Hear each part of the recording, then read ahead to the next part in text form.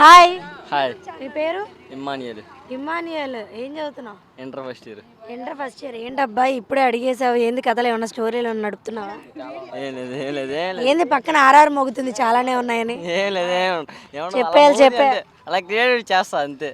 ఆడ ఏమీ లేదు, పసే అంతేనా? ఉట్టి డొల్ల ఏమీ లేదు లోపల. ఉండేది ఉండిద్దిలే, ఉండేది ఉండిద్ది అంటావా? ఓకే. ఉండేది ఉండిద్ది కానీ డొల్లలాగే కనిపిస్తాం వాళ్ళందరికీ.